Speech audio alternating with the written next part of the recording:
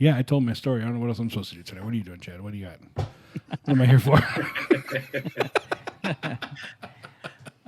Well, I guess we'll formally introduce Grant Pauly as the founder of Three Sheeps I said the brew. Brewery. That's fine. And I think that we probably should start with, where does the name of the brewery come from?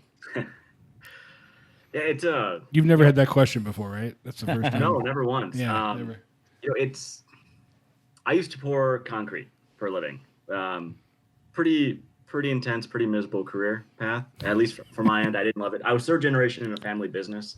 Yeah, my dad enjoyed it. My grandfather loved it, and it really just wasn't for me. And once I got out of it, I really appreciated not hopefully having to do something serious for the rest of my life. So when I started the brewery, I realized I had a great opportunity to go down a very different path. So we thought, naming the brewery after a grammatically incorrect, fluffy animal, kind of an homage to Three Sheets to the Wind, was a good way to take ourselves too seriously.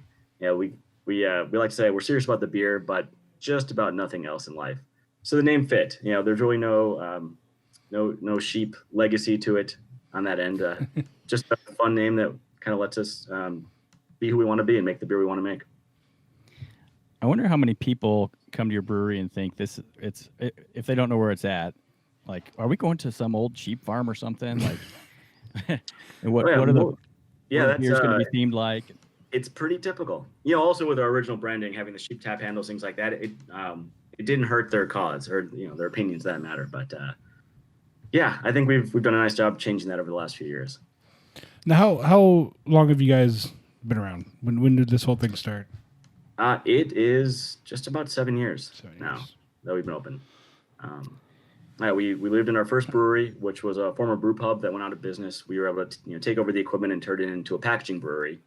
We were there for about 4 years, and outgrew it much faster than we expected. And then we were able to move into our current facility, which is a former Coca-Cola packaging operation. So it really allowed us to expand into a much larger brew house, packaging, loading docks, big cooler space, a nice 10,000 square foot tap room, and gave us a lot of room to really kind of dial in and manufacture beer, make sure which allows us to much more easily make sure our beer is consistent, allow us to focus on those flavors and everything that's important and make sure it's the same every single time. Also then get a little more experimental because we have a lot more room in our brewery now for the barrel aging stuff, and we have a 2-barrel pilot system that we're brewing on every week, and really getting to R&D much more than we were before. So it's that's been a treat.